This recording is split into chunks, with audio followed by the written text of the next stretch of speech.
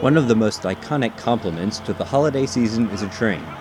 From the tradition of running a train around the Christmas tree to the famous book and film, The Polar Express, trains have long been associated with Christmas. This association has spawned numerous Santa trains across the country, where Santa arrives at various stops by train to greet waiting children.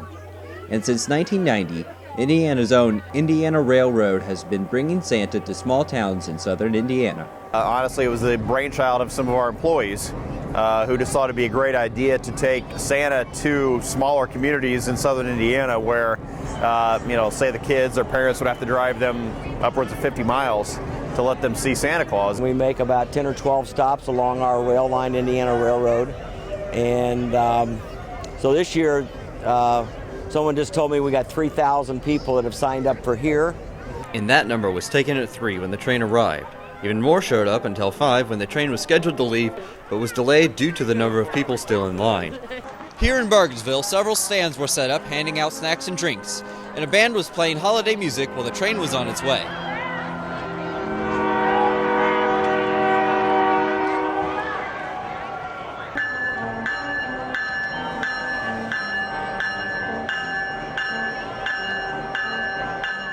Once it arrived, numerous characters exited the train and greeted the children waiting.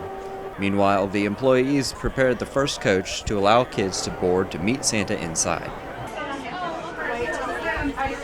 The children were given a chance to tell Santa their wish list before leaving the car to see live reindeer and get photos with some of the characters. They asked me if I would like to volunteer, and this sounds like a wonderful way to help kids, and I get to dress like Superman, so what could be better than this, right?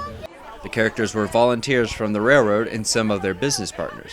In addition to the food and drink that was available, the volunteers handed out coats and other essentials. So at each stop, the town lines up kids and adults, and they come out, and we try to provide them with a little bit of Christmas cheer and, in some cases, coats and things that they need. It's a lot of fun. It's hard work. It's a lot of planning for our employees. 100% volunteer effort. Nobody's getting paid for this. It's just a lot of extra hours, but it's a way to give back, and it's pretty cool.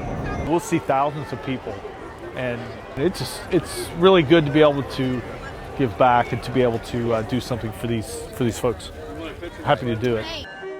Jake Clark, Inside MHS.